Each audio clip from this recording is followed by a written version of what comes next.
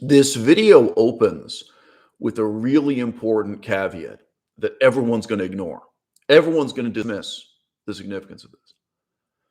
If you have the experience growing up being smarter than your teachers in school, in large part, that reflects the cultural and economic context within which people are selected to become teachers, within which people volunteer to become teachers. This is the year 2022. 2023 is coming up real soon. Do you think that the smartest people in your society become school teachers now, today? Do you think the most highly motivated, hardworking people, as opposed to lazy people, become school teachers in your society today? I grew up basically in the 1980s. It's a long time ago. In the 1980s, I think we still had a set of cultural and economic expectations left over from a world in which women had very few career opportunities, in which the majority of women, if they wanted to have a career at all, they had to become a school teacher. That world was dying. That world was disappearing. But British Empire society got to be quite lazy about the question of recruiting, training, motivating highly intelligent people, men or women, to become school teachers, because for so long, any woman who had any ambition to have any job whatsoever, what could she do? She could become a school teacher. She could work for the church. She'd go into religion. Or within a very narrow range of positions, she could pursue a career within government, right? Some kind of government bureaucrat. And let's say in the year 1965, if you're an intelligent, hardworking woman, what careers do you really think you could pursue and achieve within government? Maybe something a little bit better than just being a secretary, just being a paper pusher, just working with, just filling out forms, frankly. So the experience of growing up being smarter than your own teachers. Yes, I know the vast majority of people who click on this video are just going to think I'm an egomaniac, or just going to think I have a really high opinion of my own intelligence. Well, there are two things being compared here. This is partly a statement about the stupidity of my teachers. It's partly a statement about the stupidity of my classmates, the other kids. It's partly a statement about the stupidity of my own parents, my own family members, the only people I knew growing up. It is only in one small part about who I was. I met and spoke at length with a white British guy whose family was poor. This is in England. He grew up poor in England. And he went to a school that most white British people would not allow their children to attend. He went to a school that was majority Pakistani immigrants. So his classmates, the majority of them, were fresh off the boat from Pakistan. Think about the disadvantage those students were at. Now, I think you can imagine there are some neighborhoods in London where this is the case. If you have walked around London, you will have seen this. There's a huge number of Pakistanis. Of course, some other neighborhoods, it's Hindu immigrants from India or what have you. Well, this particular neighborhood, was Pakistani immigrants specifically. And he described to me how these students would just shout at the teacher and silence and intimidate the teacher. If anything came up concerning World War II, if anything came up concerning Jews, if anything came up concerning the Holocaust, the teachers were terrified of the Muslim majority of students in the classroom. This was in the greater London area. I forget. It doesn't really matter. It was in the United Kingdom. It was in England. Now, I think this guy really grew up with a very different set of disadvantages from myself. But I think you can imagine um, being in that context. And by the way, so this is an intensely multicultural society. I grew up in an intensely multicultural neighborhood myself, which I'll describe in a moment. Well, it wasn't all Pakistani immigrants. There would have been some Jamaican immigrants. There were some other, immigrant groups there. But he was in a small minority of students who really grew up in a family that wasn't just white. It wasn't just speaking English as its first language, but where he grew up really reading books in English with a certain kind of intellectual preparation outside of school and independent from school. Well, he grows up in a situation where the teachers are exhausted dealing with the students who speak English as a second language, dealing with the students who have a bad attitude, right? Dealing with a culture and language barrier, and dealing with a type of very open resentment and hostility that results from the fact that England conquered Pakistan, England conquered India, not the other way around. Like, these are people living in England who regard the British as their hated enemies, both ancestrally and currently. There's a current conflict in the world that makes Pakistan and England enemies. Well, guess what the fucking history of the empire is that produced this situation of having these communities live within England? It's very different from being in a neighborhood where you have a bunch of French people living in England.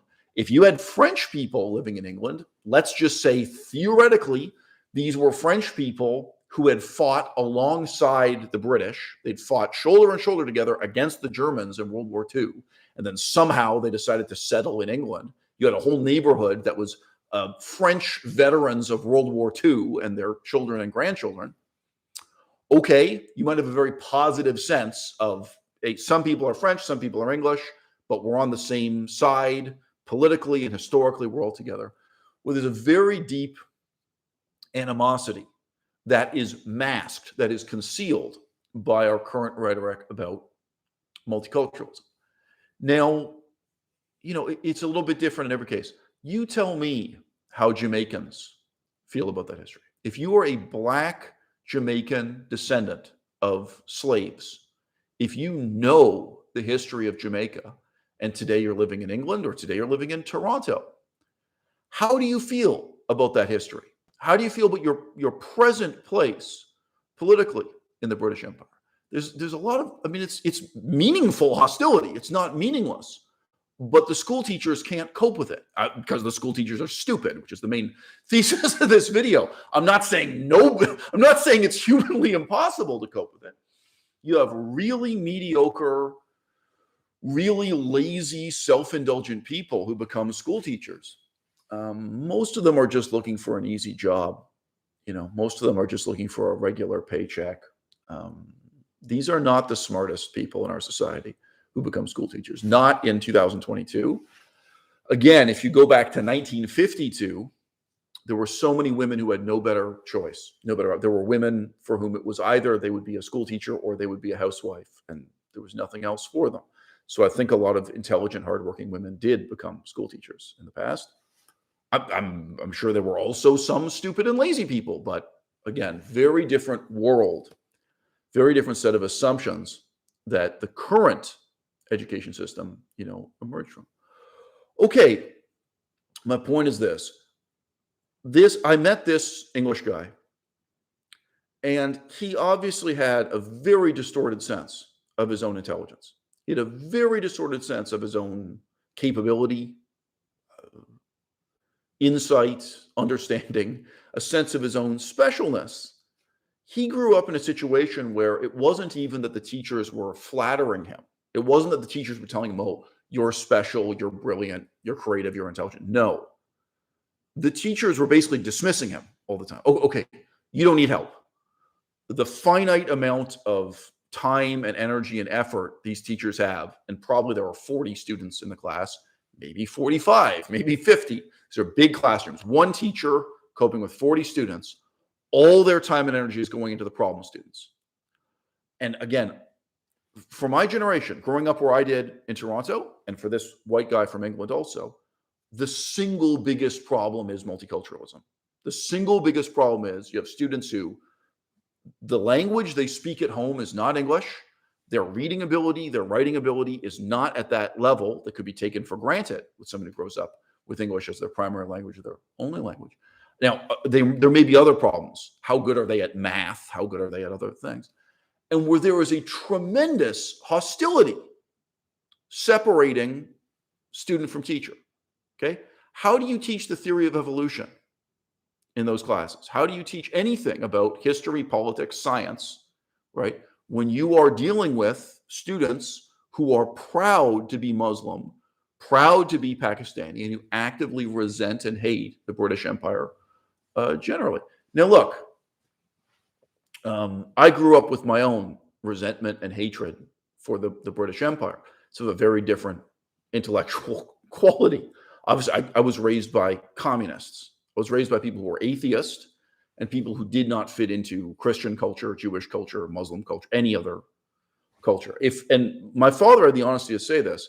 My father, although he supported Joseph Stalin until the day he died, my father would say openly that if he had lived under Stalin's regime in Russia, he would have been killed. He would have been executed for being a freethinker. He was aware he didn't fit into Russian communist culture. He was aware he didn't fit into Mao Zedong's communist culture in China. He didn't have any specific reason for believing, but he felt that generally, if he had lived in those communist countries under those regimes, he would have been one of the people killed, purged one way or another. He would not have been a winner in those societies. Okay, so I grow up in this very eccentric family. I grow up with my own set of hostile attitudes towards the authority figures in the classroom. And I grow up at a time when culturally, economically, politically, nobody thinks it's important to have brilliant or intelligent people working in classrooms with these students. I would say for my generation, school really was regarded as a kind of daycare center. It was just a way to keep children busy while their parents were working at the factory. The degree of carelessness, the degree of indifference toward what we were learning, what we were doing with our time, the utterly pointless craft activities, and the demoralizing effect of that pointlessness is not only significant for the students, it's significant for the professors also. The teachers are aware that what they are teaching the students is pointless, is a waste of their time. It's denigrating to everyone involved. Now, this is a useful juxtaposition of what I've just said. Not all of the new immigrants in the multicultural society were at this kind of disadvantage. I would say growing up, I only had one teacher ever whom I regarded as intelligent. He made a very big impression on me. I have no reason to think he was a genius. I'm just saying he was smart. He was fundamentally not a stupid person. He was a smart and intelligent person. And he was a new immigrant from India to Canada, and English was not his first language. He had worked very hard to become fluent in English. He had been very highly motivated. He was really a product of the old days in the British Empire. He was an old man when he was my teacher. I'm sure he's dead now. I could Google around and try to find an obituary for him. But yeah, I had one school teacher ever whom I could regard as an intelligent person, as a smart person. And I believe that was grade 2 for me. So, you have kindergarten, grade 1, grade 2. I believe it was at that level. Now, what did he do with his intelligence? I mean, this is the other thing that's very sad. Most of the activities we did in class, they really were time-wasting activities. We were taught how to take a white sheet of paper. This is the same teacher, the one teacher I said I had some respect for. He taught us how to fold the paper and use a pair of scissors to make a pattern in it. That was a memorable example for me. I remember he sat around and read us jokes. He had us sit on a carpet and he read a book of jokes to us. And again, he was better than other teachers. He actually explained to us what was funny about the joke. And when you're such a young kid, that's helpful. He had a book that collected together um, letters of excuses that parents had sent to teachers. And again, we sat on the carpet and he read this aloud to us. What he was actually teaching us was of remarkably little value. He is also one of the teachers who did not think I was particularly intelligent. I did have several teachers who, I mean, they said this to me directly, or they said it to my parents directly, or both.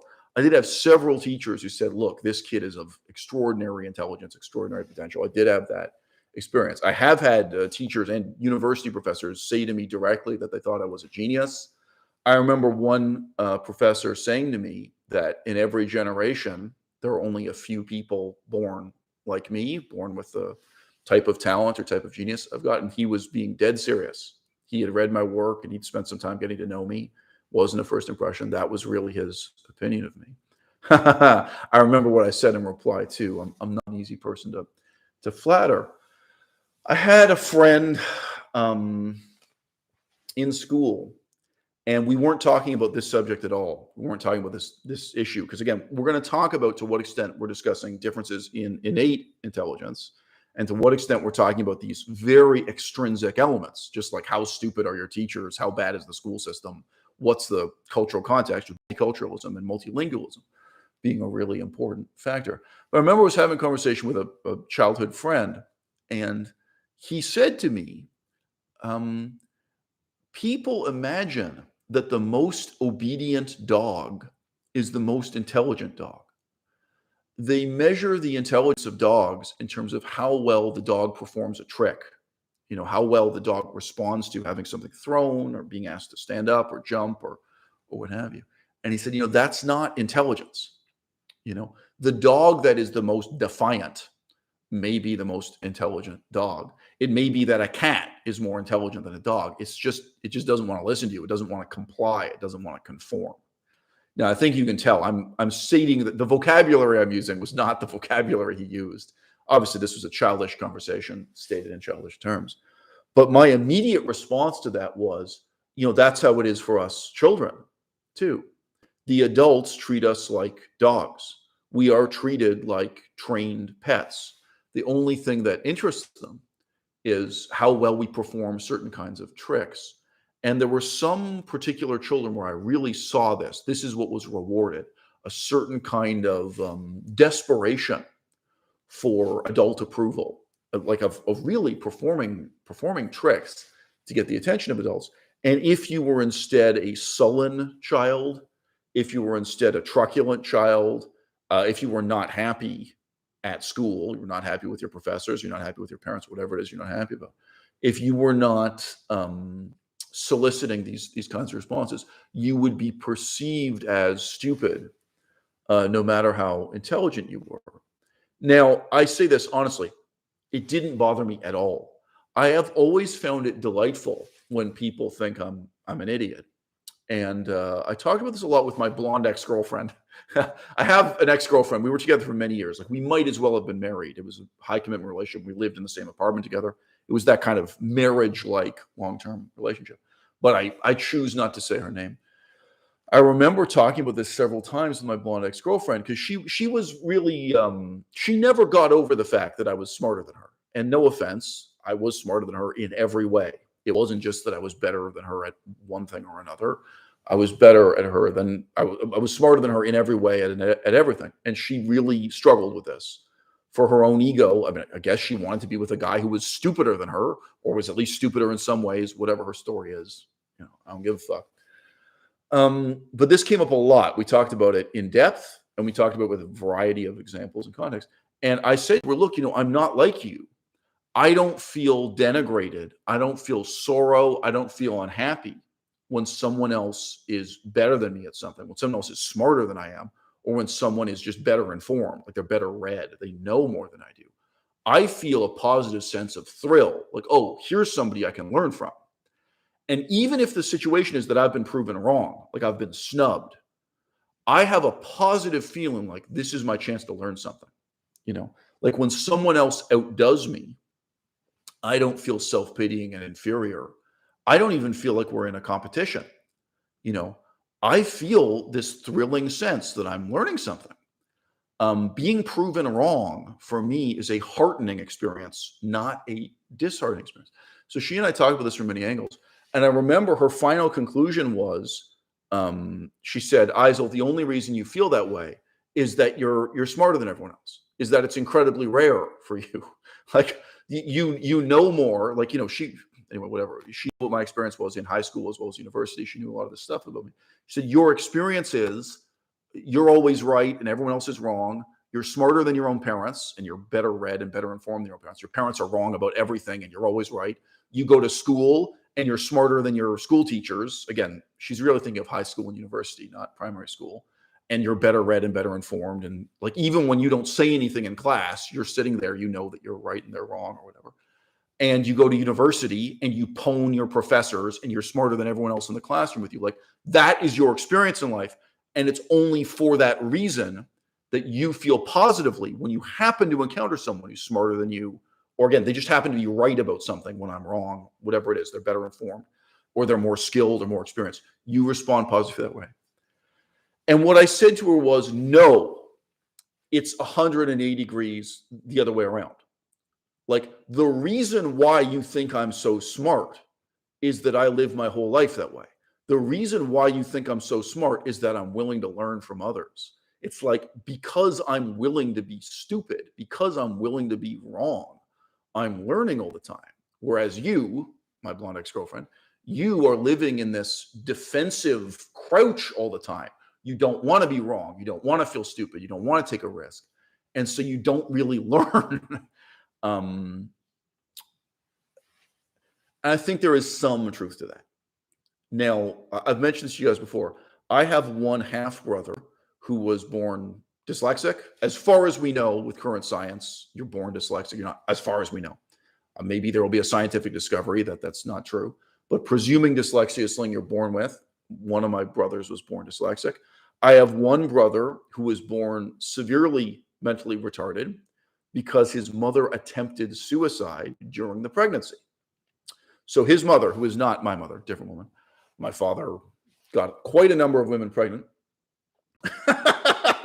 And I'm doing my best to imitate him, okay? Will you fucking women who want to have my baby finally send me some Instagram DMs? I'm tired. I'm tired of women who just want to fuck me. Can I get some Instagram DMs for women who want to get pregnant and give birth to my child? Come on. I've been on YouTube for 8 years. Let's move past this fucking bullshit. What, you want to meet me in a hotel room? You think I find that flattering? If you want to raise my baby, get at me on the Instagram DMs, okay? We're raising the stakes here. What are you, nude photos? Who the fuck needs nude photos? I'm in my 40s. Don't send me nude photos of yourself. Come on. Get pregnant and have my kids already. Anyway.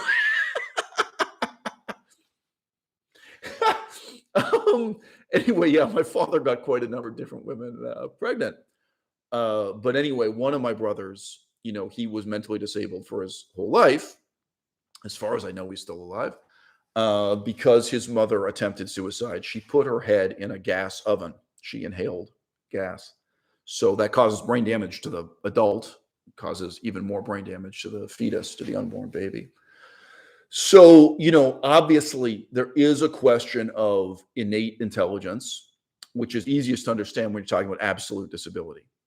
And of course, there's also a question of how innate intelligence develops because of extrinsic factors. Being blind. Now, I'm not saying blind people are stupid. I think it's possible to be blind and be incredibly intelligent. But obviously, you're at certain disadvantages compared to someone who can see, just in being able to go out and learn in the world, right? What if you have no legs? You can't walk. You can't go out and do the things I'm able to take for granted. Again, there's no cause and effect relationship. I'm not saying if you have no legs, you can't be intelligent. I'm just acknowledging there are privileges that are not only within your skull. There are a lot of other privileges I've enjoyed this way that really have been part of the development of my intelligence. Another one that's hard to put your finger on is courage. You know, when I look at my own brothers and sisters, and I'm going to be real with you, I'm less and less certain I have any genetic relation to these people. I really feel like I should get a DNA test. They're so different from me, the people who are supposedly my brothers and sisters. But maybe it's just, you roll the dice with DNA. Maybe we are genetically related. But one of the most striking differences between me and my own kin is that they're all fucking pussies. They're all cowards, male and female. And, it's possible to be courageous and be stupid. Probably the majority of people who have courage are stupid, right? But, yes, part of the development of my own intellect and my curiosity and so on, part of it has to do with courage. So again, being willing to take risks, if you're a coward, you're very unlikely to develop intellectually. Now, where is courage located? Traditionally, like in poetry and literature, we discuss courage as being located in your heart. In some cultures, it's in your liver, it's in your spleen. Like some cultures, we imagine courage is in some other organ of your body. Well, it's not in your heart, and it's not in your kidney or your liver. It's not entirely in your head. Courage is something throughout your whole body, including your brain, right? But yes, that question of being courageous. Yeah, so Menon Goenka is saying here, the willingness to be wrong. Right, there's a kind of courage in that. So the willingness to admit to yourself you're wrong, sitting alone at your desk with just a pencil and paper. Okay. What about the willingness to be wrong when you're standing at a podium in front of an audience, when you're on stage, so to speak? What about the willingness to be wrong at a cocktail party? I don't know if people have cocktail parties anymore, but you're just standing around with 6 people or 8 people. All right. A lot of people are terrified of being wrong, of being humiliated just in that context. 8 people are standing in a circle chit-chatting, and you're wrong. I've seen it hundreds of times.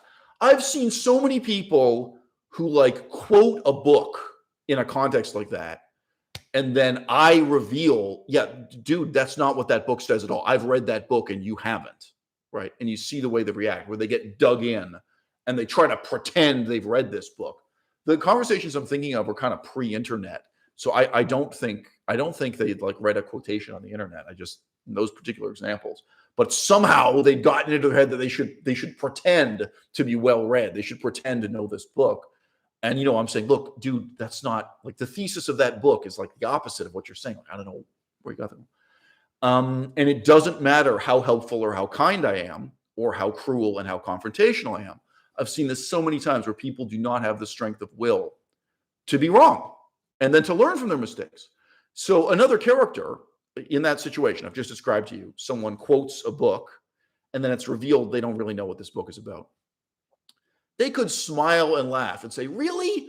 Oh, that's crazy. My father always told me that quote from that book. I never read it myself. Wow, that just goes to show you think you know something, and then you hear this other, you could respond in a really warm way. And you can say, oh man, I should look into that. I never question it. Again, maybe they heard it from their father. Maybe they read it on the internet. Maybe that is they'd say, oh, I read that quotation on Instagram and it meant so much to me. But now you're revealing the exact opposite. The significance of the argument is the opposite of what I thought it was. You could be warm, you could be positive, right? But yes, this does relate to a kind of courage, a kind of nerve. And again, my own blood relations utterly lack that kind of courage. Now, the subject of this video is not curiosity. I've made other videos talking about curiosity. And you know what? Probably curiosity is dealt with too briefly in my books because I made videos talking about it. In my books, I didn't want to repeat anything that's already been discussed in my 2 videos. But let me just ask the question again. Where is curiosity located? Do you think curiosity is in your eyeballs? Do you think it's in your heart? Do you think it's in your liver, your spleen, and your brain? Is it in all these things? I'm not aware of any culture that locates curiosity in the body. Probably there is some culture, the way that historically in Europe we thought of blood and bile and spleen. We had these cultural associations with different types of moods and linking different types of moods and behaviors to different humors in the body, different liquids in the body, different organs in the body. I don't know if anywhere in the world curiosity was thought of as a substance in that way. But I just ask you, where is curiosity? What is curiosity? I think the truth is, just like courage, it is a synergy of many different things. The willingness to wonder about something. And in my case, I grew up before the internet. I literally had to walk to the library. And very often, what I found at the library was totally dissatisfactory to me. I'll give you one example. So, my parents, they tried to force me to be a communist. Long story short, the same way that if you grew up with parents who were Mormon, they try to force you to be Mormon. If you grew up with parents who were Catholic, they try to force you to be Catholic. There was one day at the library where I went to get the books on Mongolia off of the shelf. I was aware, I was barely aware Mongolia was an example of a communist country that was neither Chinese nor Russian. Let me put it that way. It wasn't just a pawn of China or the Soviet Union. Well, I think you can imagine this is a normal library in Toronto. This wasn't a university library.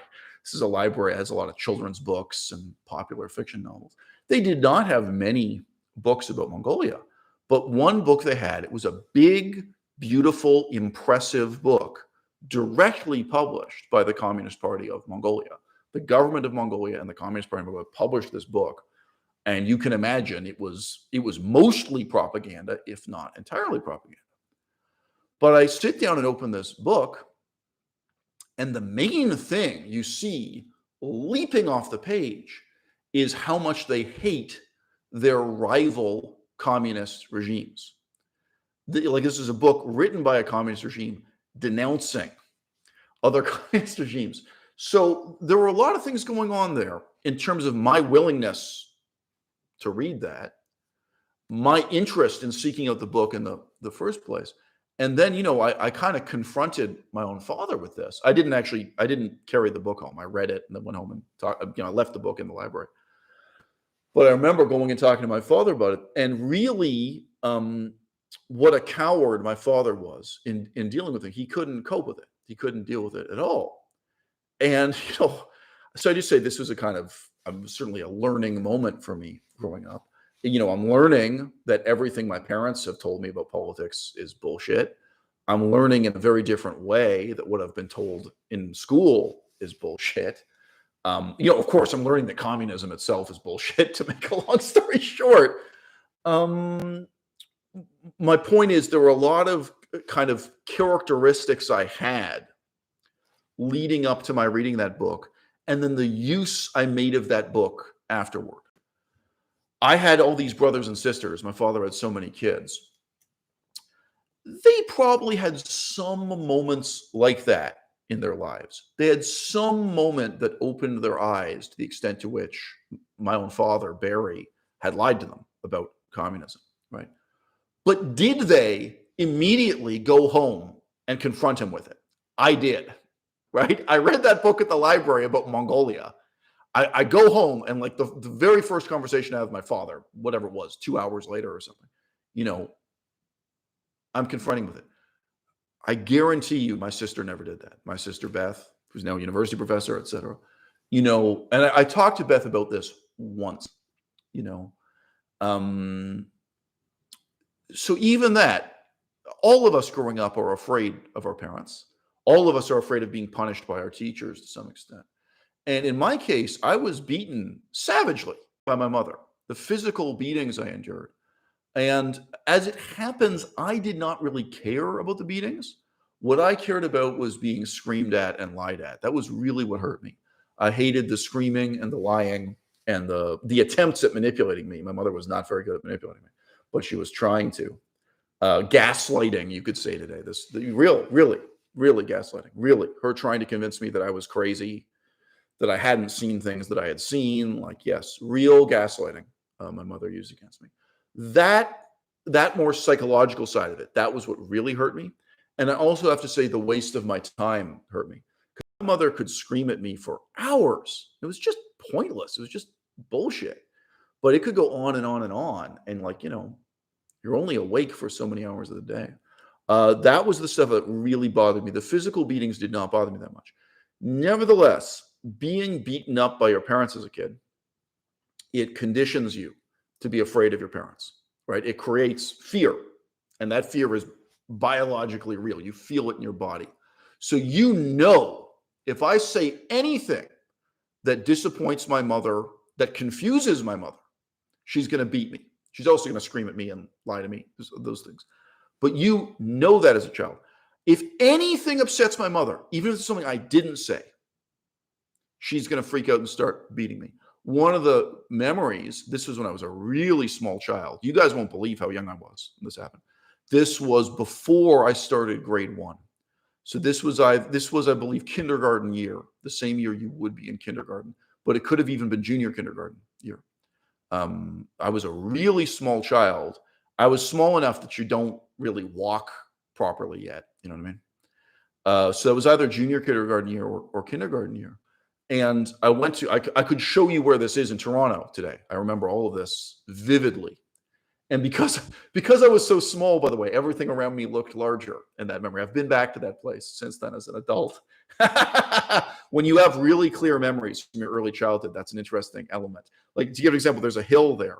And I remember being a really big hill that's hard to walk up. Well, it was a big hill that was hard to walk up back then.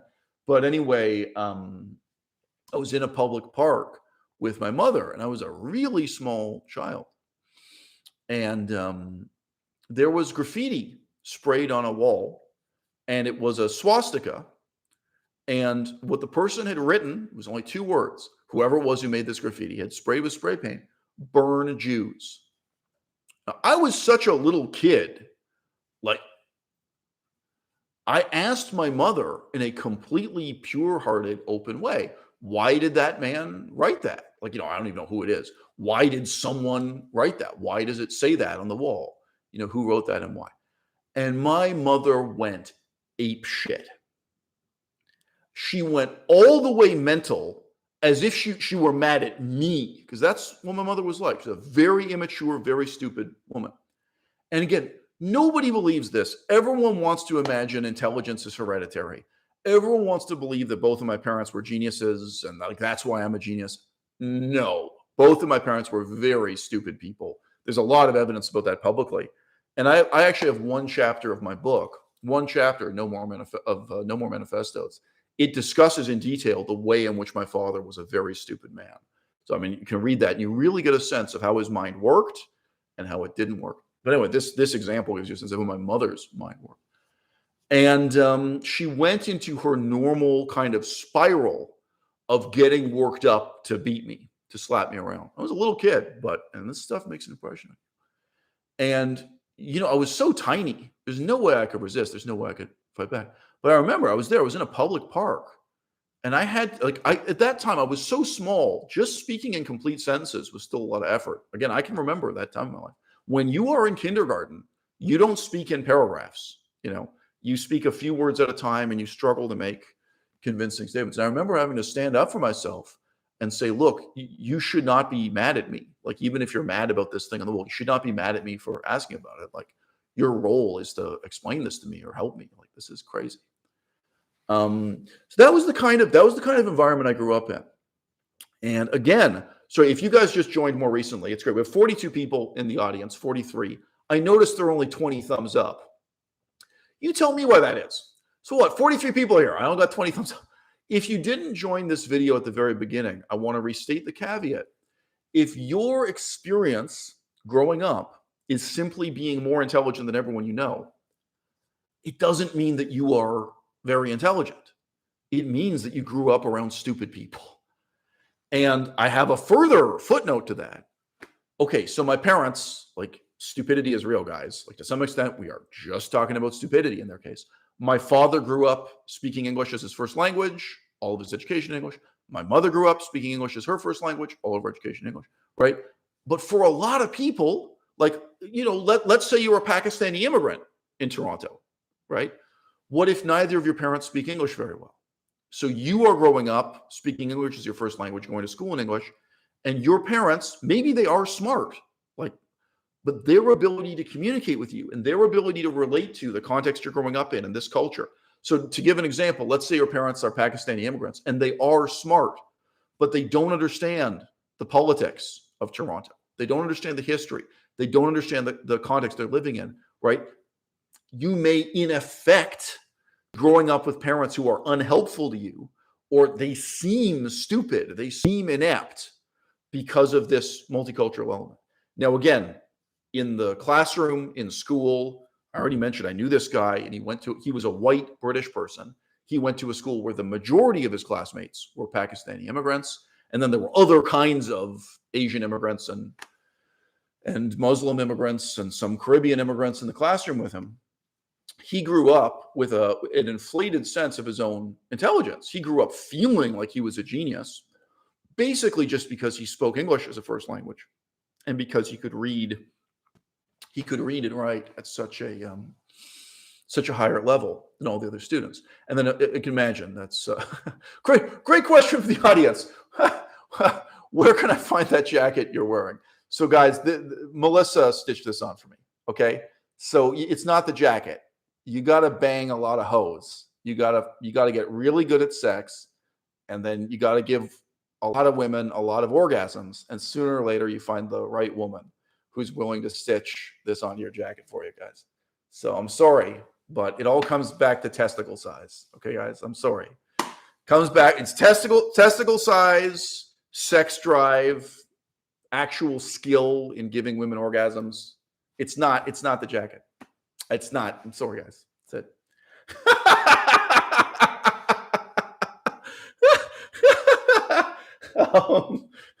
I think that was a suitable digression for this highly intellectual video. Now, look, I think I've mentioned this somewhere on the internet before.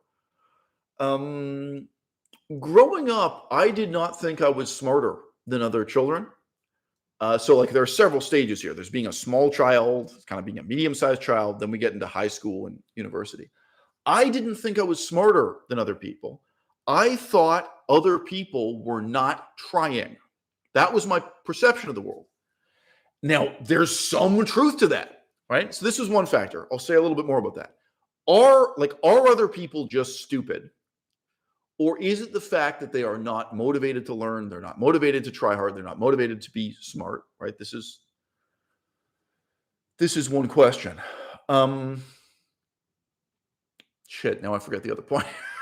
There's another counterposing point I really want to make here. I'll take a break and read your comments. If you guys want to make a comment, my lapse in memory is a good opportunity for you to say something intelligent for me to respond to. Right. Okay. So, Manan, you've actually reminded me. Okay. The other huge factor was the issue of minor differences in age and minor differences in maturity. Right. And I was very much aware that maturity was not linked to age in a simple sense. But my mother always said to me that I was born very young for my grade in school.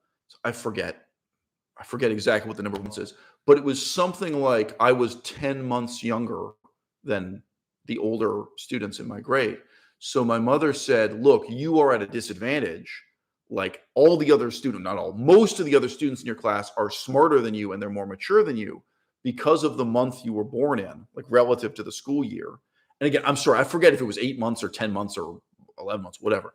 But, this is a factor. And my mother I think she just read some newspaper articles about this.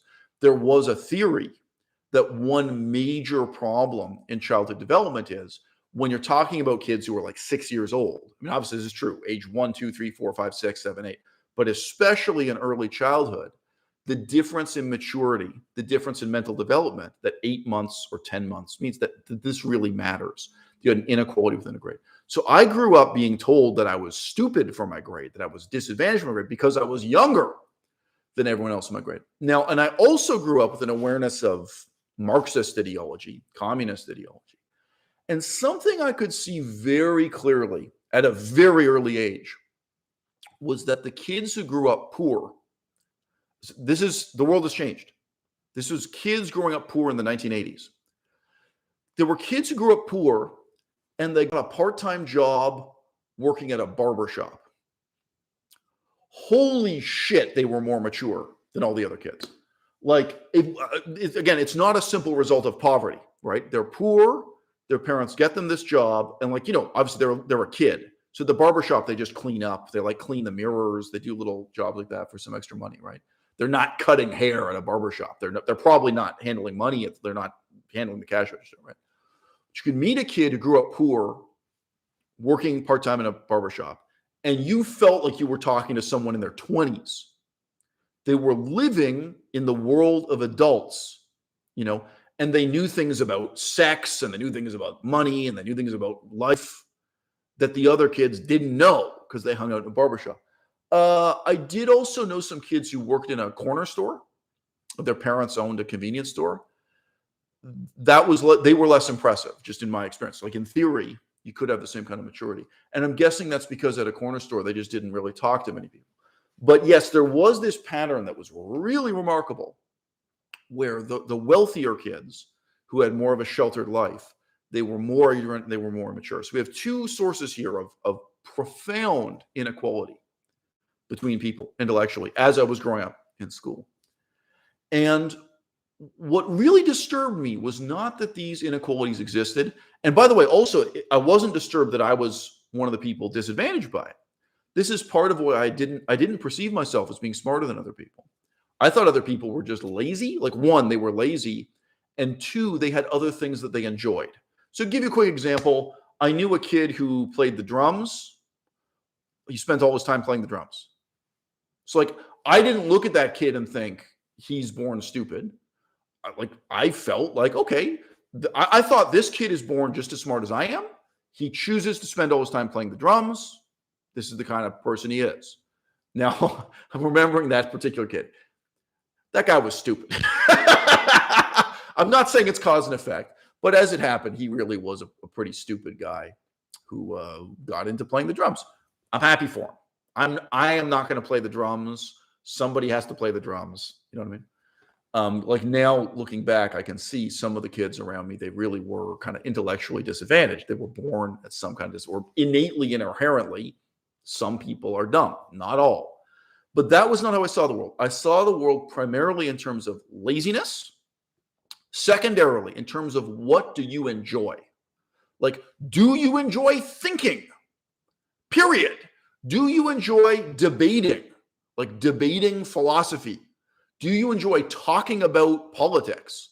Well, if you do enjoy debating philosophy and talking about politics, that's going to lead you to read about philosophy and read about politics and read about history. Like I was aware there's this kind of just question of preference of what's going to lead you to developing more intellectually, or what's going to lead you to just play a musical instrument or lead you into drugs and alcohol. Sorry, one other thing under that heading. Already as a small child, so I went to a multicultural school. There were Black people, there were Latino people, there were again, people do not think of immigrants from Greece as another ethnos, but the immigrants from Greece were very different. The immigrants from Chile were very different. Chinese people, Japanese people, Korean people. We had all these different people there. Well, I did go to a school where there were some kids. I'm thinking of boys here. There were some boys. And they cared so much about fancy shoes and fancy clothes. Still to this day, I don't give a fuck, Yeah. And it shows. So again, that's just like playing the drums from my perspective. As a kid, I didn't think they were stupid. I didn't think they were a disadvantage. I just thought this is someone who is unlucky, because they are thrilled to have a new pair of shoes. They are thrilled to have a fancy jacket or whatever. Or, oh God, at that time, there was one fad after another with blue jeans. Like, oh, you're really fascinated by the difference between acid wash jeans and stone wash jeans. These were boys. I'm not even talking about the girls. So like you could see they were made happy by things that didn't motivate them to develop intellectually. And I was aware I was someone who was made happy by things that led me into, becoming more of an intellectual character, developing whatever intelligence I had. So my point is that's how I saw it at the time. It's not how I see it now. What was disturbing to me was not the inequality as it existed, but the attitude towards the inequality. So first comment from Menon Goenka, who's a longtime viewer of the channel and who supports me on Patreon. By the way, thanks for hitting the thumbs up. 47 people watching, only 31 thumbs up. I don't know what the rest of you are doing with your hands, okay? Are your hands wet? Are you busy washing dishes and that's why you can't fucking hit the thumbs up button? What the fuck is wrong with you?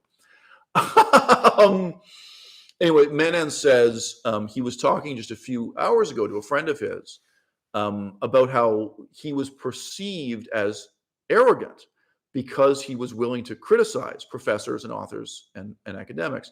Their attitude was, who was he to think of himself as better than these people he was criticizing? So, Menon, I'm gonna give you an answer that's about rhetoric. Rhetoric has nothing to do with the truth. Rhetoric is a way of talking about something. It's a way of communicating with other people.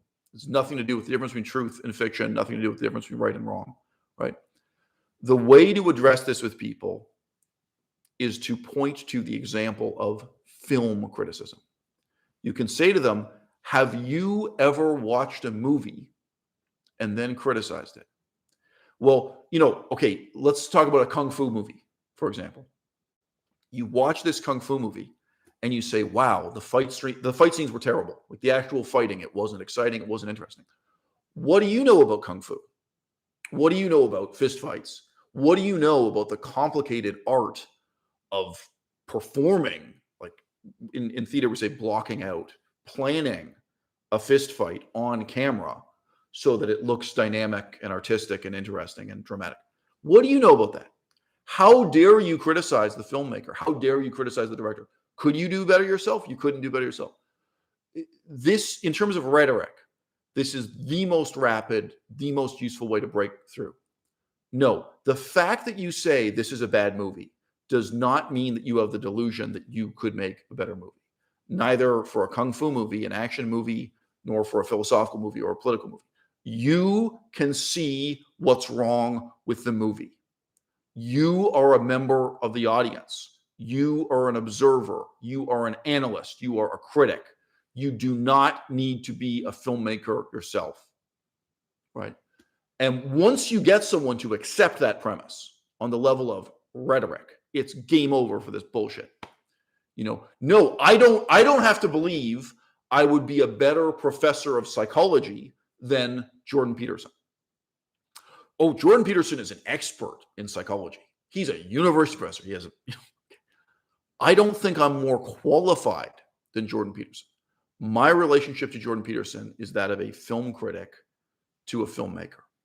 I have every qualification I need to completely disassemble the philosophy of Jordan Peterson, the politics of Jordan Peterson. And guys, his books are horseshit. I think I still own one or two of them here on paper. It's possible I threw it in the garbage, but it's also possible it's actually holding up my microphone right now.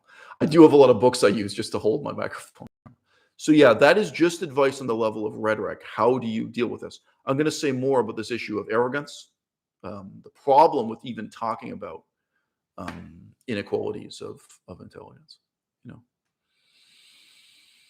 So question from a guy named Das Wright. I've never heard of you before. Welcome to the audience. This is a commenter whose name I don't recognize. He asks, quote, have I ever met someone smarter than myself? In my opinion, yes. And the people I have met who were smarter, in my opinion, smarter than I was, and I only saw one part of their lives. I've never known someone deeply who was smarter than myself. Right? Like where you really know their whole life, like you really understand them in depth as a character. And, I don't just mean their whole life, like childhood through adulthood, like how they spend 24 hours a day, like how they live. I've never known someone smarter than myself in that kind of depth, but there are people I've known face to face And, like maybe I just know them professionally, like I know them in some specific capacity, right? I have known people where I really think they are naturally smarter than me. They are naturally more gifted than me. And every single one was teetering on the edge of suicide. Every single one was miserable and self-hating. And that's a separate question. I don't mind talking about it now. How can you be happy when you're smarter than your own father? How can you be happy when you're smarter than your own mother? How can you be happy when you're smarter than your own school teachers, your own university professors? How can you be happy when you are perpetually disappointed by the authority figures in your life? And let's be real, you're perpetually disappointed by your boyfriend, your girlfriend, your best friend, your colleagues, where everyone is letting you down and where everyone finds you intimidating, which is a huge factor in my life. A lot of people, again, this is kind of a topic for another video, but there are people who are my friend only for a short time.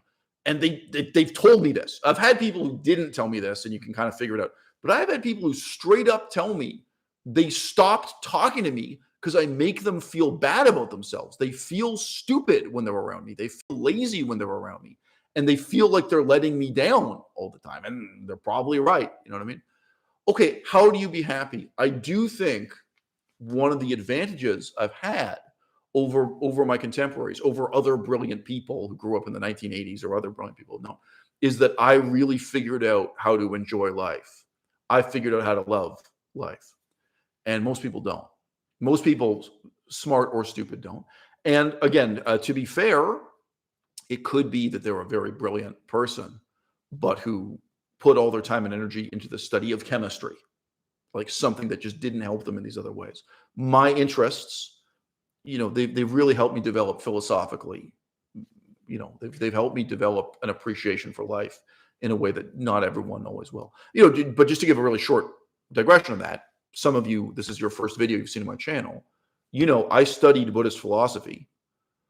You could say I became a master of Buddhist philosophy, and it shows in my recent videos, right? It does. If you're really paying attention in these comedy videos, there's a lot of Buddhist philosophy in there. One of my recent videos, I sent it to a friend of mine who speaks Japanese completely fluently, someone who's a white person who mastered the Japanese language. And I said to her, if you are paying attention to this video, this is the most quintessentially Japanese video I've ever made. There were aspects of the type of Buddhist philosophy the Japanese go for. It's not really uniquely Japanese, but it's their emphasis in Buddhist philosophy. But yeah, I'm someone who studied Buddhist philosophy, who became a master of Buddhist philosophy up to a point, and then rejected it, right? Well, just even that process of figuring out what you like about Buddhist philosophy and then figuring out the ways in which it's wrong, it's bad and stupid and wrong. Well, that prepares you for the type of happiness I now enjoy in a way that the study of chemistry cannot, the study of being a computer programmer cannot. So there are smart people, but they suck at being smart people. And they're miserable. And most of the really intelligent people I've met, it's completely reasonable to say they were suicidal. And a lot of them told me that. And a lot of them, at some point in the conversation, they talk about their own struggles this way. They're very miserable. And a lot of them openly said they felt that their extraordinary intelligence made them miserable. So that's not my experience. By the end of this video, you'll probably know too much about my experience.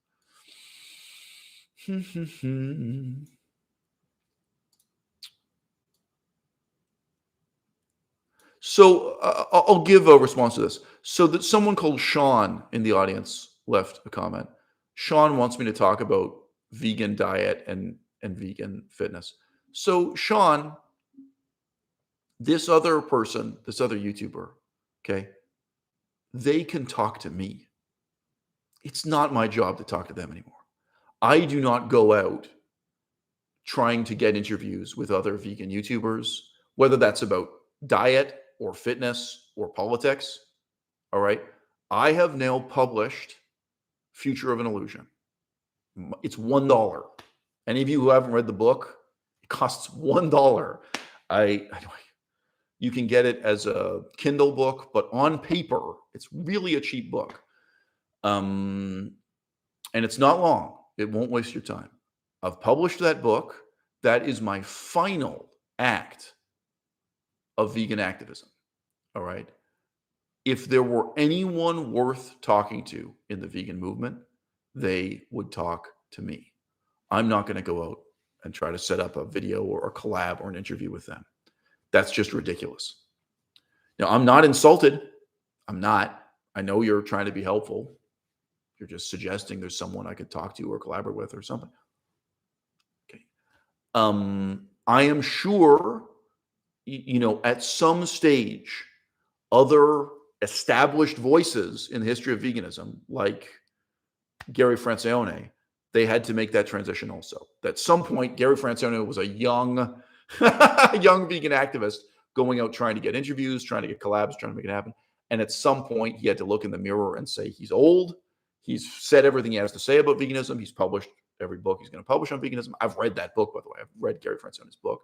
And it is not his role anymore to go out and initiate those things. Do I think anyone is going to initiate something positive with me?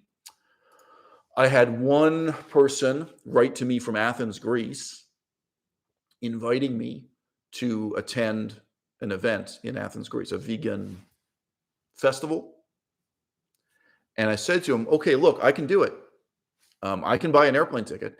And if I don't have the money, I can ask you guys to donate the money. You will. Even if you think you won't, you will. What is the airplane ticket going to cost? $500? It's not going to be very much. I could check right now. Whether it's $500 or $300 or $1,000, whatever. Let's say it's $500. I can raise the money. I can go to a vegan event in Athens, Greece. What am I going to do when I'm there? That's what I respond to. So what are you telling me? Am I going to stand in silence and eat vegan spanakopita? I have happy memories of the spanakopita in Athens, but this is a waste of everyone's fucking time and talent. Thank you. Like I said to the guy, I appreciate the invitation. You've invited me to attend an event in Greece. Okay. Are you telling me you're going to put me on a stage?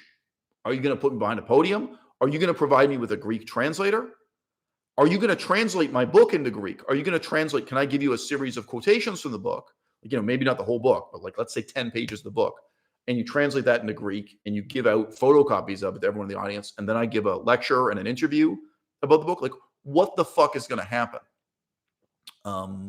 So yeah, once in a while, people invite me to do something. Is anyone surprised? Nothing eventuated. The guy just folded. He thought I was going to fly to Greece just to stand around and chit chat with people as a silent face in the crowd. Okay. I'm not insulted by that. It's nice to get an invitation, but we are past the point now where it is appropriate to treat me as a silent, anonymous face in the crowd. I spent 8 years at least, doing what I could, both as a critic of the vegan movement and as a leader in the vegan movement. And that is over. I am now neither a critic nor a leader in the vegan movement. I'm an author. So it's a different phase of my life. Maybe that was useful for you guys to hear, maybe not. I don't think I've talked about that on YouTube before. If I have, I don't remember talking about it at any point. So, longtime contributor to the channel, longtime member of the audience, and a contributor of intelligent comments. Do you want to give me a kiss? Says, quote, dirty secret, as we age, we don't get smarter. You're wrong. So he or she, I forget if this person is male or female, he or she is saying that as you get older, you don't get smarter. You're wrong. The problem is, if you live in France, you are surrounded by alcoholics. If you live in Germany, you are surrounded by alcoholics. If you live in Mongolia, you're surrounded by alcoholics. The role of alcohol alone in corroding your intelligence, in preventing and derailing the further development of your intelligence, it cannot be exaggerated. You're wrong. Between age 20 and age 30, I got smarter. Between age 30 and age 40, I got smarter. Between age 40 and age 44, bro, you cannot imagine how much I've developed intellectually. It's not just breadth, it's depth. It's not just experience, it's intelligence. Dude, I have a very accurate memory. I remember how stupid I was at 24. And I remember the way in which I was stupid at 24. Yeah, of course, you go back earlier than that. I can talk about how I was stupid at age 16. But dude, you're totally wrong. And it's tragic that we live in cultures where drug use alone. Now, there are other factors. People spend their whole lives watching sports on TV. Like, how many men just watch sports with their spare time? How many men are addicted to video games? There are other factors. But I'll give 2 examples you can visualize very clearly. Have you ever been to Germany on vacation? Just the role of alcohol and the impact that has on the development of your intelligence as a middle-aged man.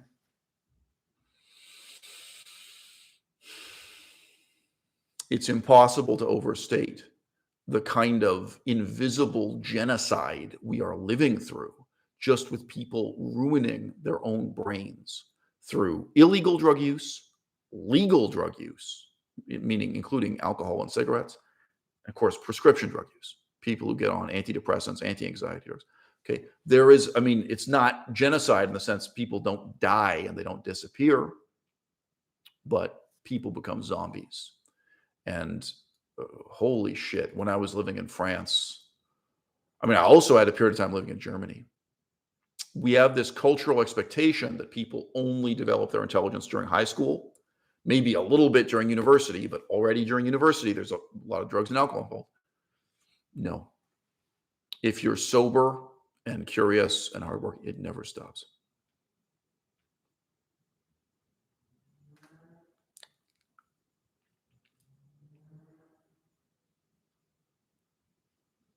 I'm just catching up with your comments, guys. If you want to say anything intelligent, now is a good time.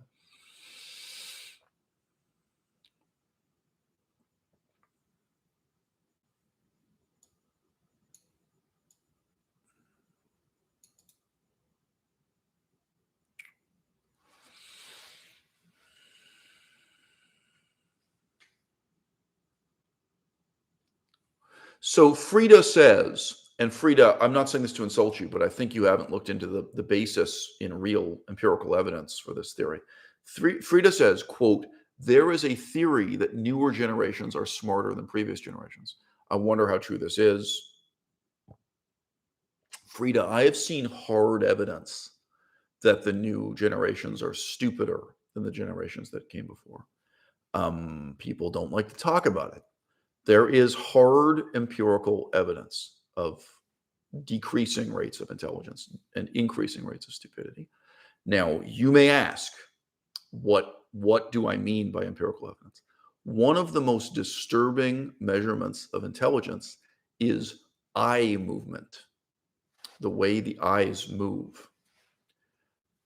Now, we can get into discussing, is that only measuring the lower levels of intelligence? Is that effective in measuring upper levels of intelligence? But eye movement data is very disturbing to look at. And one of the studies I read about that, so this is a study dealing with the terrifying possibility that people are getting stupider and stupider.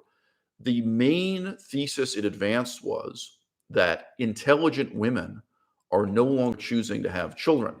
Intelligent women are getting jobs and careers, that the most intelligent women have stopped reproducing. They become a scientist who finds the cure for cancer instead of having a child. Now, that's not my theory. It's an interesting suggestion.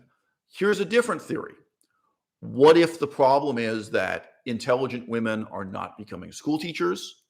Intelligent women who do have children don't spend their time educating their children.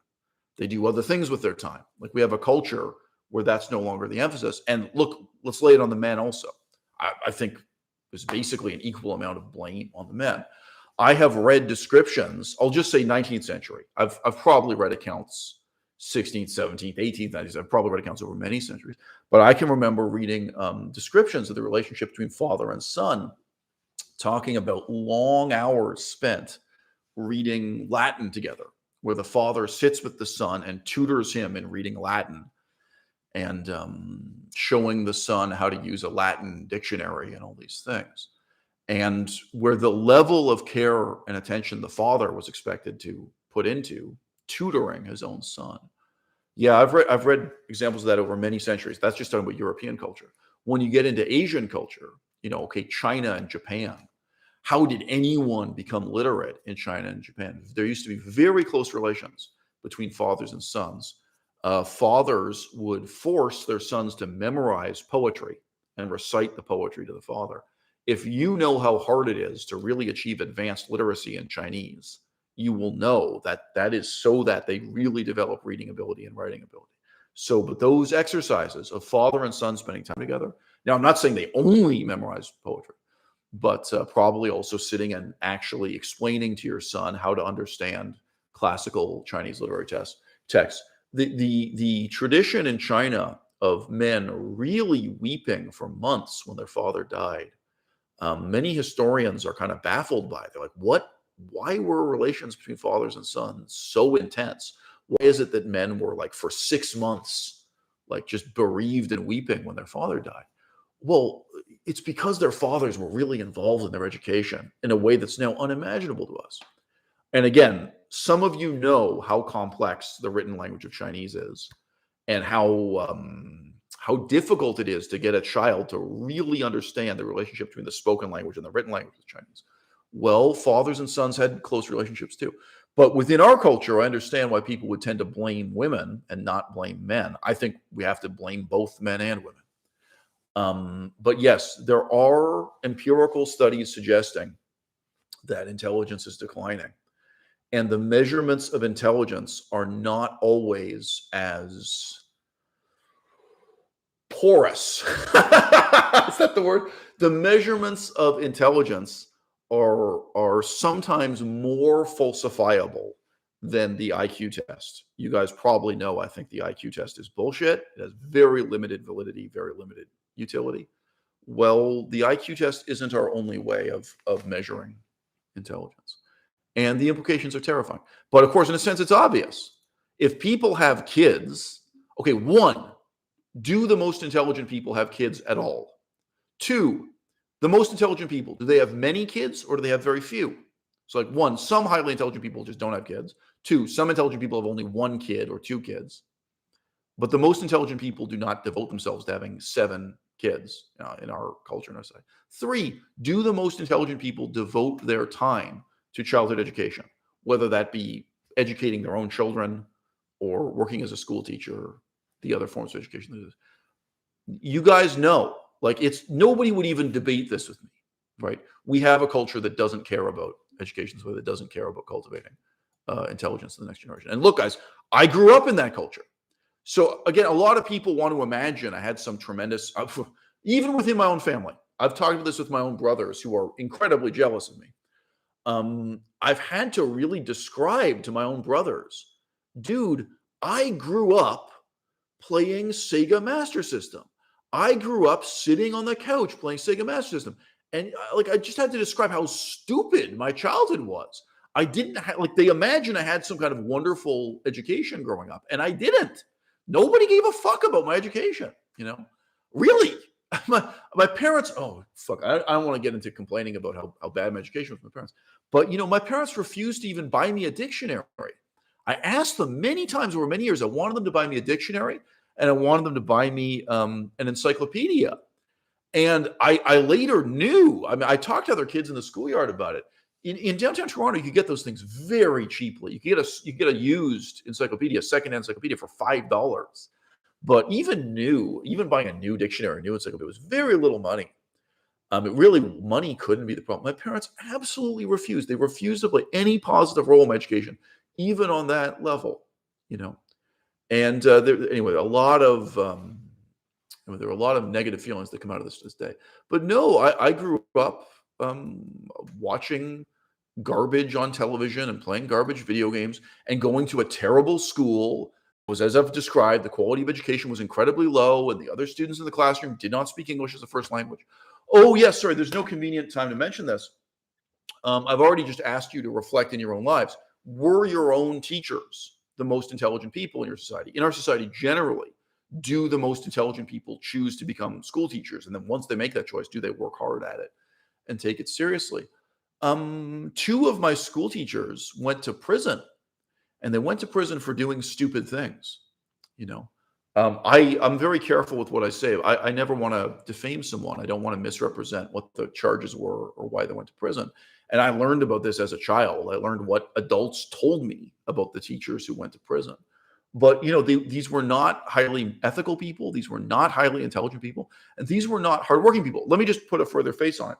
Okay, in your culture at this time, what type of person becomes a music teacher? A music teacher. The most intelligent people? The most hardworking people? The people with the best motivations? No. Failed musicians. People who failed as a musician, who want an easy job that's high paying, they become the music teacher. Who becomes the art teacher? You see, this is easier to visualize. Who becomes the science teacher? These were, for me, in my experience, these were all bad people. They were stupid and they were bad. That was my experience of education. Now, I think the only exception was that guy who grew up in India, I mentioned, and he was a positive influence on my life in various ways. But that was when I was a very, very small child. He showed me that not all teachers are stupid and lazy, or not all teachers have to be stupid and lazy. But he was probably such a hardworking and smart person precisely because he was working to escape India. He got himself a new life in Canada. And again, he was already a very old man. I think he was 65 or older when he was my teacher. He would have grown up in India in a very different time under the British Empire. So yeah, if you're 65 in the year 1983, do the math. He grew up in a different world, that guy.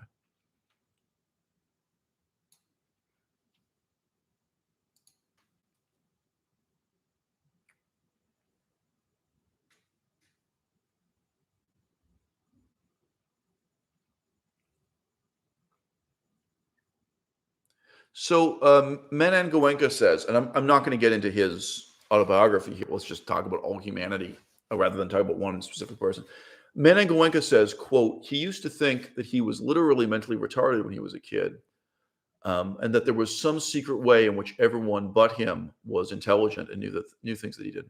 Okay, so close quote. It's the same as the God delusion. Most of us grow up wanting to believe the world makes sense, that the people who are in positions of authority are in those positions for good reasons, right? People grow up wanting to believe that God knows more than you, that God knows best, that all you have to do is obey God. People also grow up wanting to believe that lawyers know best, that the leader, whoever the leader of your government is, the prime minister, the president, the dictator, that the king knows best, right? People want to believe that their teachers are smarter than them. Of course, people intensely want to believe that their parents are smarter than them, their parents have good intentions. People want to believe they are born into a world shaped by a perfect plan. And that plan was devised and put in place by perfect people. And you're wrong. At some stage of your development, at some age, you figure out that the world you were born into is a result of ad hocery. AD space HOC, ad hoc, ad hocery. And most of the people who engaged in those ad hoc improvisations were idiots. Most of them were stupid, and most of them had intentions. So that's a very hard thing to live with. I think that's hard to live with if you're stupid. Like, I'm not saying life is easier if you're an imbecile, but it's hard for me to live with, and it's going to be hard for you to live with, Menan, and it's hard for Oliver to live with. The people I know who are really gifted and intelligent, like Oliver, I know he suffers a lot in life. For some of you in the audience, you cannot imagine. Some of you in the audience are sitting there saying, what is so bad about being smarter than your own university professors? It is so bad. It is so awful. You can't, maybe you can imagine, maybe you can. But the torment of going through that system and being smarter than your own university professors, what can I tell you, bro? Maybe you're never going to know. Maybe you're going to put some time and energy into really thinking about it.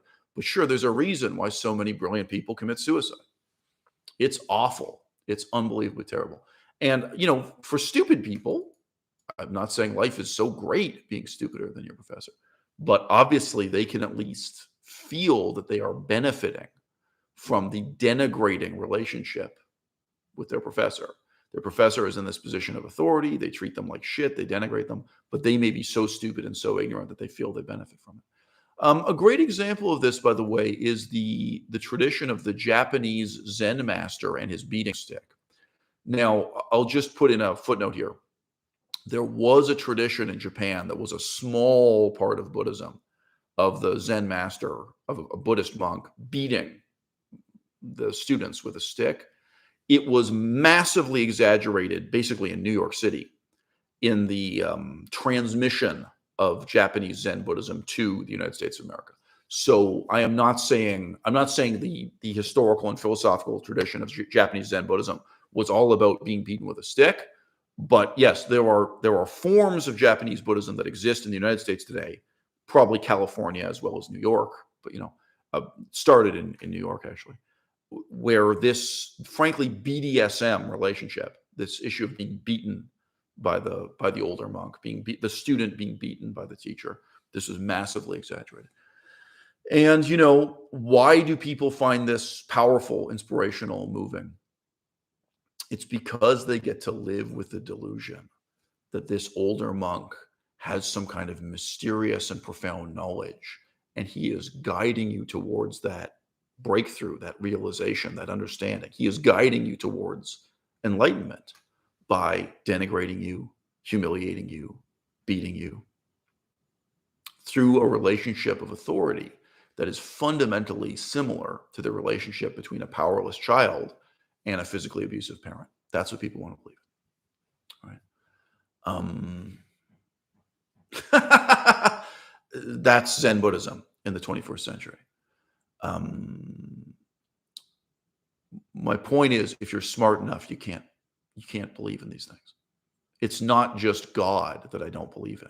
I can't believe in my own parents. I can't believe in my own school teachers. I can't believe in my university professors. And obviously, so this is now 2022. How many of you believe in police officers?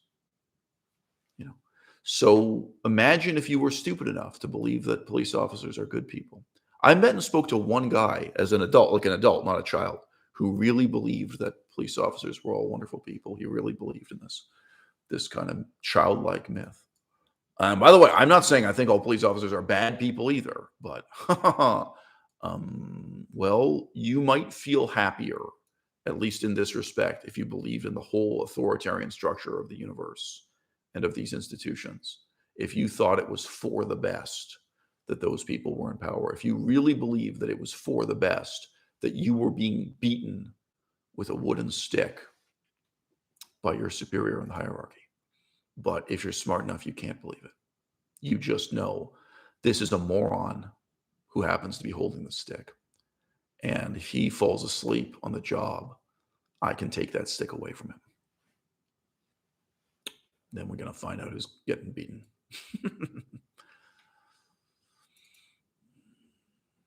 So I'm just catching up with your written comments, guys.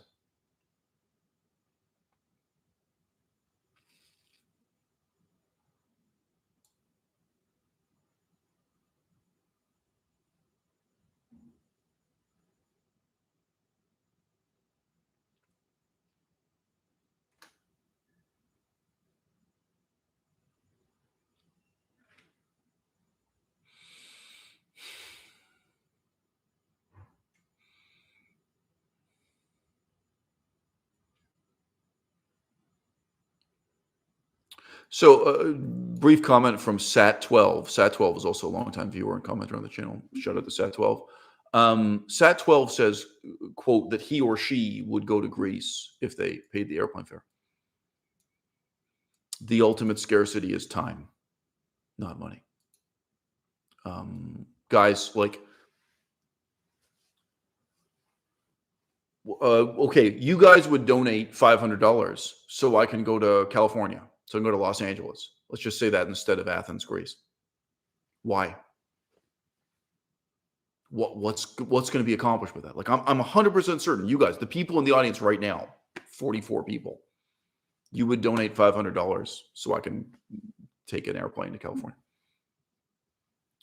My time, my time would be better spent in this apartment with these books and with these puppets. My time would be better spent making a fucking puppet show for y'all.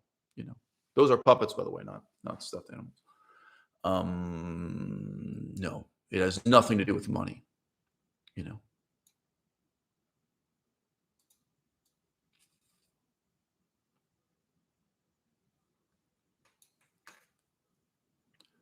So Sat12 says something. I feel like I made a video about this very recently.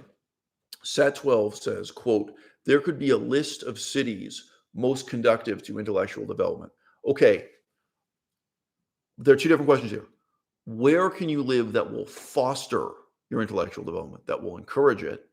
And where can you live where your intellectual development will result from conflict?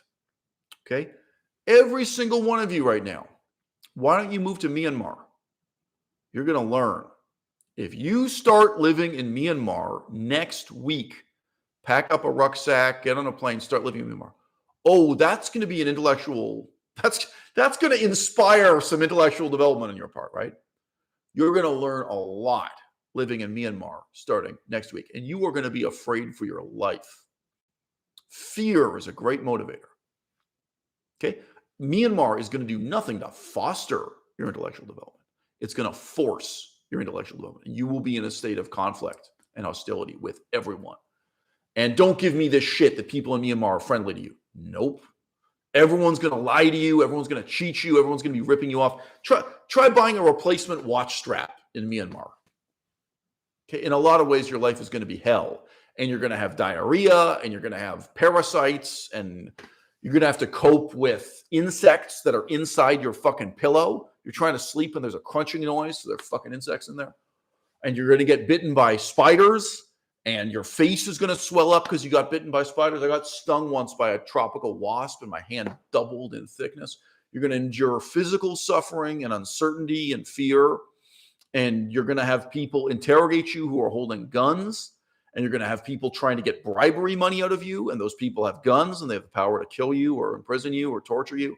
You are going to face down high pressure situations. So, you know, how much of a coward are you talking about intellectual development, right? And what do you fucking think? If you move to Berlin, most people in Berlin are morons. Is Berlin really going to foster your intellectual development? So I think you can see where I'm leaning on this. And I've made quite a number of videos lately reflecting on some of those issues. It's both are worth thinking about, you know, like the fostering of intellectual development, but also growing through challenge, growing through conflict. Both are worth thinking about. I mean, most white people who move to Myanmar are also idiots. And most white people move to Myanmar, they're ignorant and fatuous when they go there, and they're ignorant and fatuous when they leave. So neither one is a simple formula for intellectual development. And I used to know those people. You know, most of them retire to Bangkok or whatever. They don't stay in Myanmar forever because life is uncomfortable, and you're risking your life every day that you're there.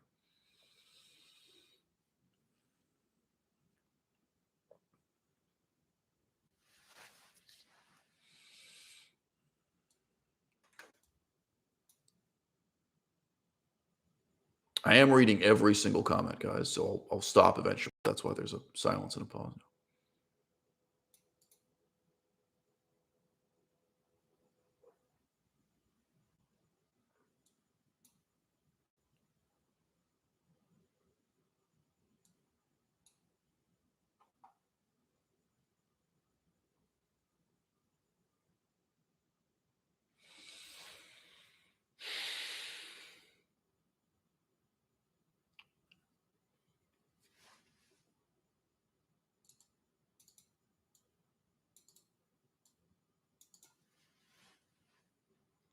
So great question from Azu Aksu.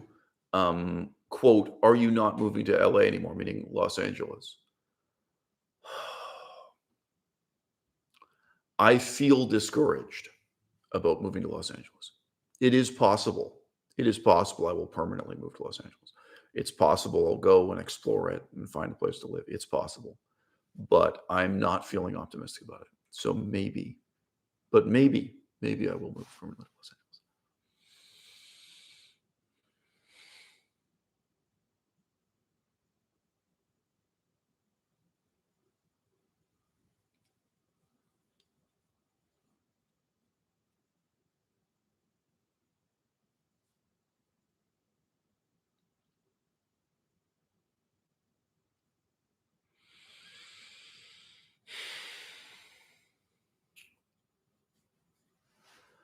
Okay, so returning to my monologue now. I've read all of your questions and comments. Um, my problem with the inequalities in human intelligence really is a problem with the attitudes people have in concealing them. It's oh God, it's really painful for me to remember this stuff. My first girlfriend, the girl I lost my virginity with, whether or not I mean, was she really my first girlfriend? Anyway, the girl I lost my virginity with, I remember I once went over to her house for dinner. I was having dinner with her father, and her mother. And by the way, they knew. Wasn't a secret. Her and I were having sex. Um, this was in high school, and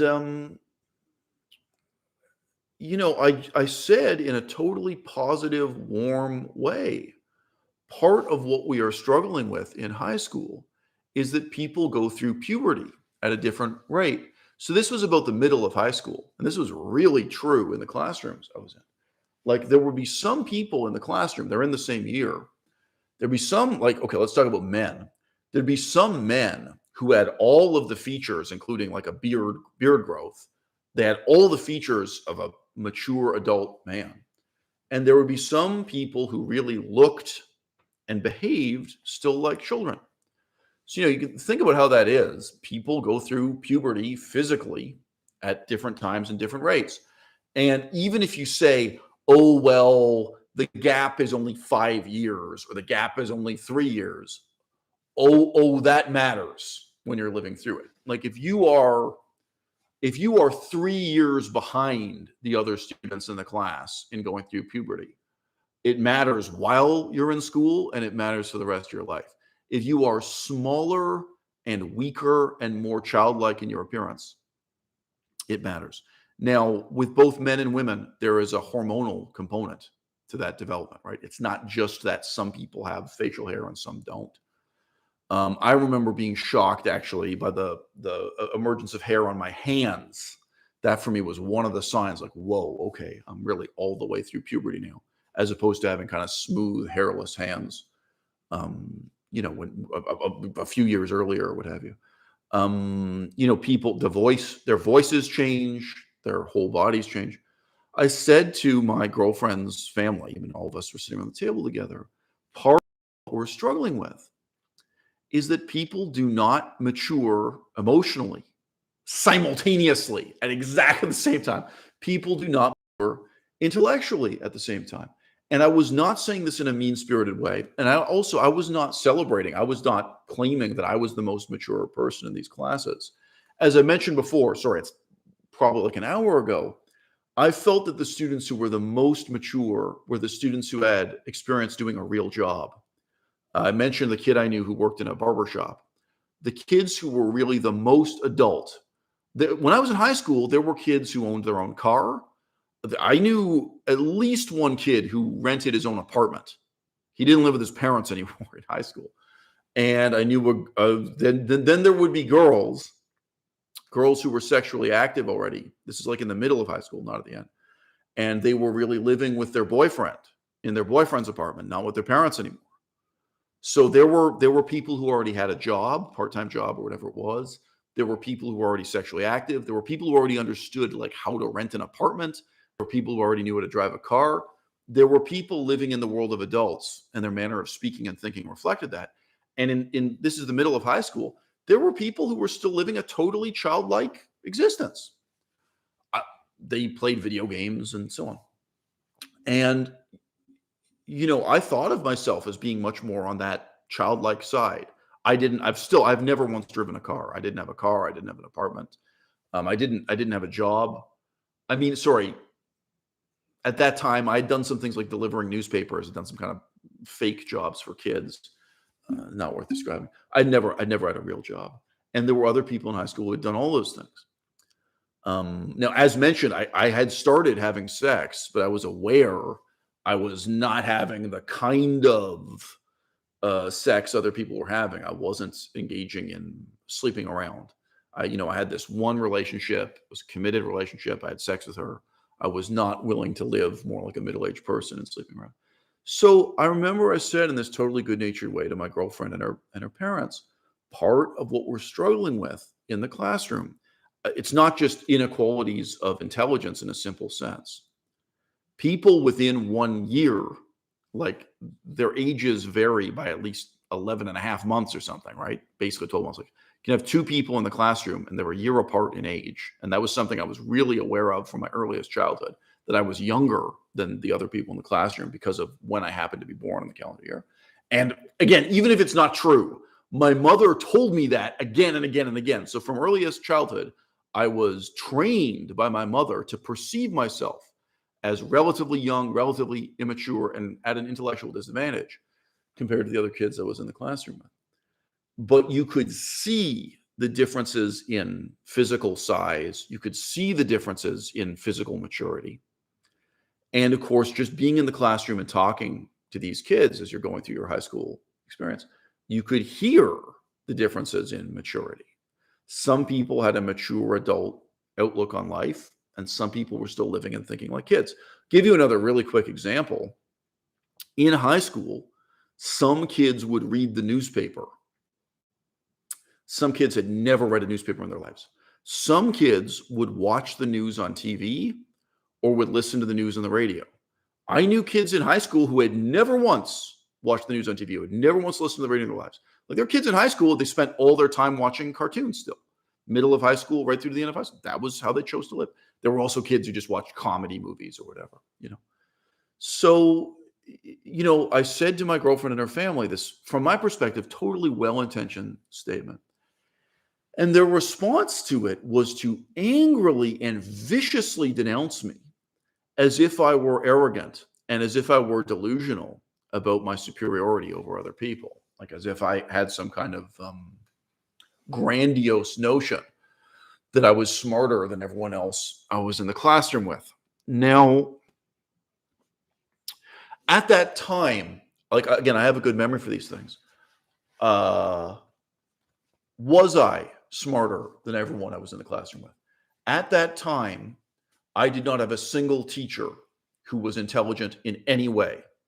And I had several teachers who were dangerously stupid and dangerously crazy.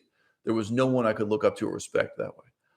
I do think I was in the classroom with a few brilliant and talented students. I remember them. But their interests were narrow. So I knew one guy, I'm sure he's a naturally gifted, brilliant person, but he devoted all of his time to computer programming. I don't know what he did with the rest of his life, but while he was in high school, I'm certain that guy, I mean, whether he's smarter than me or not, he was a really naturally gifted, intelligent person. Not interesting to talk to in any way. It was fucking, I didn't want to talk to him at all. I didn't want to be in the same room with him. He put the intelligence he put into computer programming. He probably made millions of dollars. I don't know. Yes, I can think of a few people I knew at that stage who were, maybe they were as intelligent as I was. Maybe they were more intelligent than I was. But what they were doing with their intelligence was kind of childish or kind of pointless, But for the most part, it was reasonable to say I was surrounded by very stupid people, very lazy people. And again, you can add more layers onto this. Some of these people were just struggling with the language barrier. They weren't reading at my level in their spare time, whatever the other advantages and disadvantages there were for them in the classroom. And as I've said in many different videos, part of being intelligent is wanting to be intelligent. Part of it is being motivated. And a lot of them were not motivated. Again, whether that's because they played the drums or they played the guitar or, whatever the story was, or they were just addicted to video games, whatever their story was. So, in large part, what I was actually saying to my girlfriend and her family, it was just me sincerely reflecting on my own situation, in which I didn't think I was smarter than other people. And I definitely didn't think I was more mature than other people. Because again, I was kind of aware of the kids who had a part-time job and had a car and had an apartment. I felt like I was disadvantaged on that spectrum, if anything, whereas I was still living a more sheltered life. I was living a more childlike life. But yes, on the other hand, the absolute differences in intelligence and the absolute differences in maturity, both physical maturity, emotional maturity, intellectual maturity, to me, that was undeniable. And the scorn and ridicule and gaslighting, real gaslighting, really telling someone, so I was a teenager at the time, really telling someone that they are delusional, that they are imagining this. Like this is a grandiose delusion. They're imagining this for their own benefit or something. The agenda these people had, we're just talking about three people, my girlfriend and two parents. The agenda they had to insist that absolute human equality is a fact here and now. That was really striking to me. I felt like something that had been implicit in my education, something implicit and unspoken in our culture, was now suddenly and dramatically being stated explicitly. Now, how can you claim this when one student is 2 feet taller than another? Like the difference is in height at that age, junior high and high school. Like one student is so much stronger than another. One student is so much taller than another. One student is growing a beard. The other student still looks like a 12-year-old child. Like at age 16, some people look 12 and some people look 20. Like that's the reality of a classroom full of 16-year-olds, right? Some people have gone all the way through puberty, both male and female, and some of them haven't really even started puberty yet. Maybe some of them never will for some reason, you know what I mean? There are big hormonal changes. There are big intellectual changes. There are big emotional changes, right? And then to take a step beyond that, some students have the curiosity and the confidence to question and challenge what the teacher is telling them, to question and challenge what their parents are telling them, and some do not. So,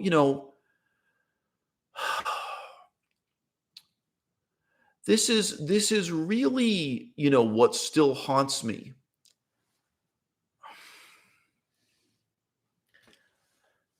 How are you going to teach the Chinese language to a group of students who begin unequal and who only become more unequal with time? Now, I'm choosing the Chinese language for different reasons. We could give many other examples. We have a culture, we have an education system, we even have an economic system and a political system that is based on this kind of dogmatic assertion of equality as if it were a palpable, empirical, already existing fact.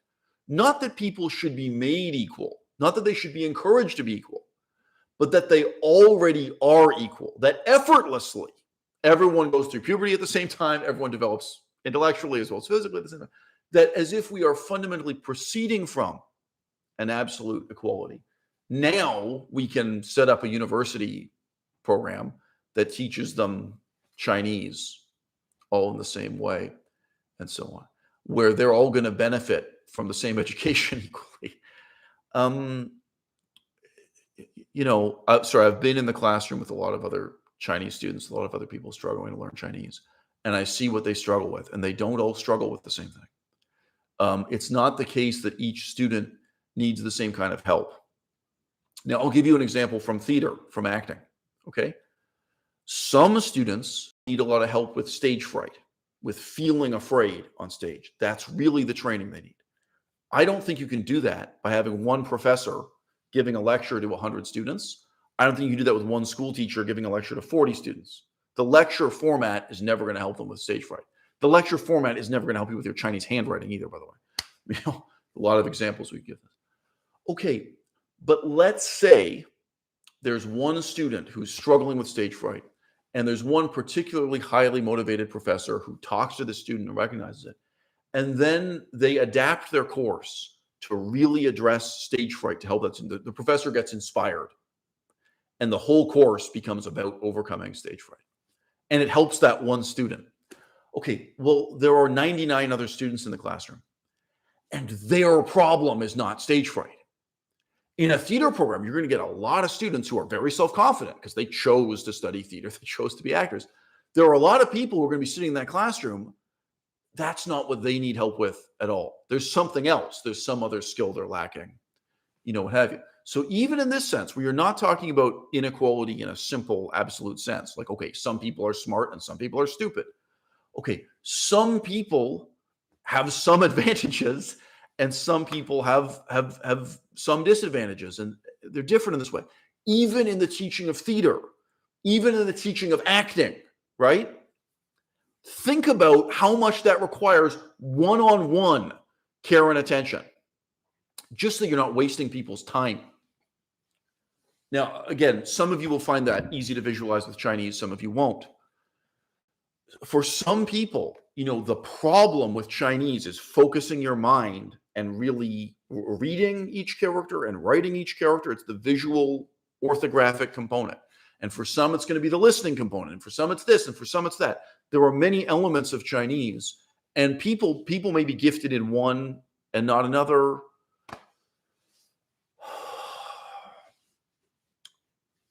If you are training someone to be a police officer, if you are training someone to make life and death decisions as a police officer, it's not as simple as saying some people are born smart and some people are born stupid. You could have a police officer who's tremendously intelligent, but he can't control his temper. He doesn't have enough patience, doesn't have enough temper. So maybe he's gifted in terms of intelligence, in terms of intellect.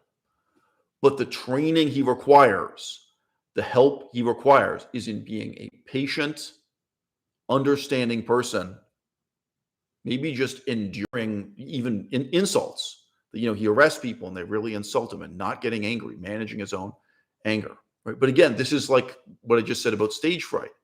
If you set up education for police officers that's totally focused on this issue, there are other skills you're not teaching, and there are a lot of people where that's not their problem.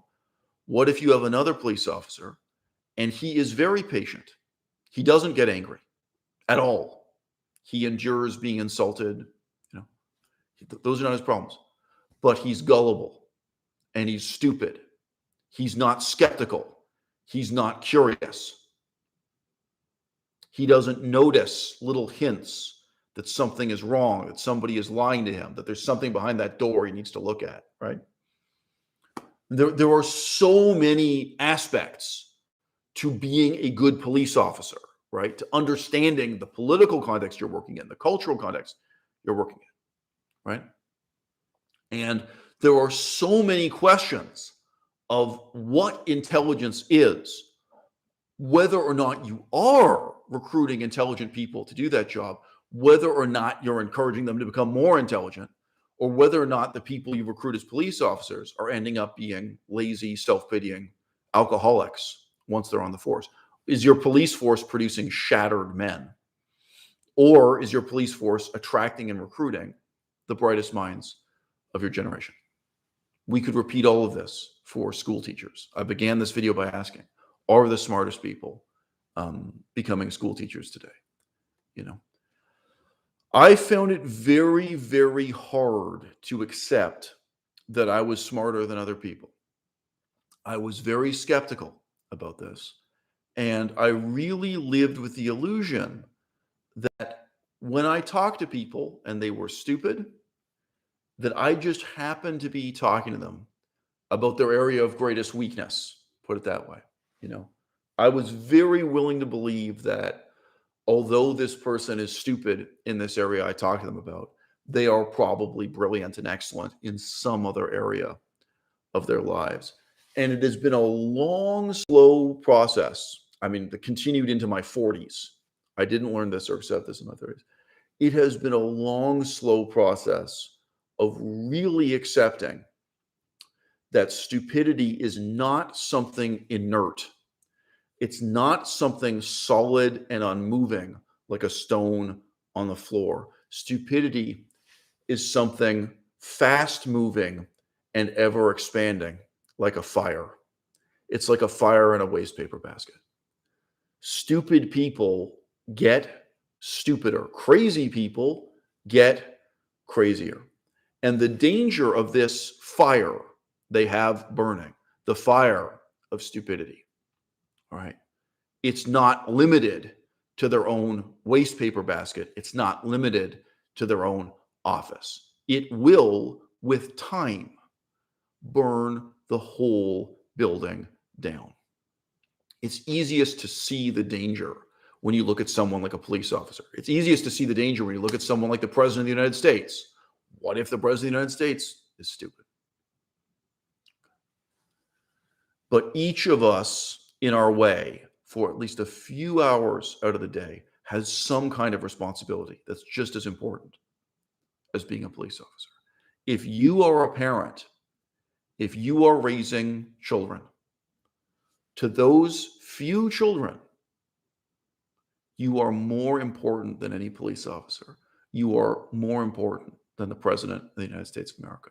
Your stupidity matters. Your intellect matters. What you do to develop your intellect matters. It matters to those children and to future generations.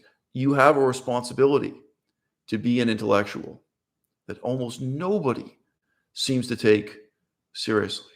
You know, what you do in developing yourself intellectually matters.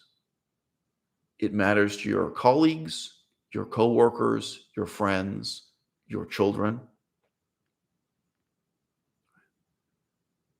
Not every child is going to be born gifted. Not every child is going to be born spirited. Not every child is going to be born curious. Not every child is going to be born strong-willed. But we cannot resign ourselves to living in a world where those children who are born gifted remain the prisoners of idiots, of imbeciles, of stupid and malicious people who hold authority over them, who hold the keys to the cage they live in their home, in their school, in their university, in their church, in their job every day for the rest of their lives. And that, in brief, is the tragedy of my life.